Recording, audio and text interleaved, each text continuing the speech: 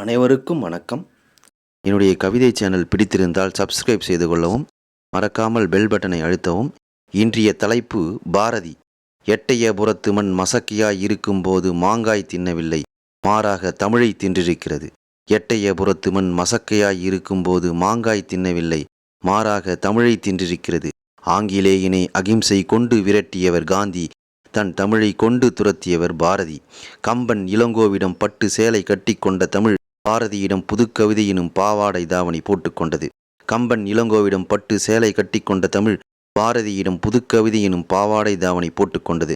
வானத்தில் மட்டுமா சூரியன் இருந்தது, இவன் வார்த்தைகளிலும் அல்லவா அது ஜொலித்தது. வானத்தில் மட்டுமா சூரியன் இருந்தது, இவன் வார்த்தைகளிலும் அல்லவா அது ஜொலித்தது. தோழன் வ.உ.சி. கப்பல் விட்டபோது இவர் வார்த்தைகளுக்குள் கடல் திறந்து கொண்டன. ஔவையாரின் ஆத்திச்சூடி ஆறுவது சினத்தை உப்பு காரம் போட்டு ரவுதிரம் பழகு என உரைக்கும்படி சொன்னவன். ஔவையாரின் ஆத்திச்சூடி ஆறுவது சினத்தை உப்பு காரம் போட்டு ரவுதிரம் பழகு என உரைக்கும்படி சொன்னவன். பராசக்திக்கே சக்தி குறையும் போதெல்லாம் இவன் சொற்களை ஒருமுறை வலம் வருவாள். பராசக்திக்கே சக்தி குறையும் போதெல்லாம் இவன் சொற்களை ஒருமுறை வலம் வருவார்.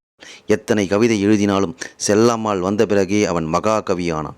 எத்தனை கவிதை எழுதினாலும் செல்லம்மாள் வந்த பிறகே அவன் மகா கவியானான். முண்டாசு கோட்டு பாரதியின் அடையாளம், பாரதியோ தமிழினத்தின் அடையாளம். முண்டாசு கோட்டு பாரதியின் அடையாளம், பாரதியோ தமிழினத்தின் அடையாளம்.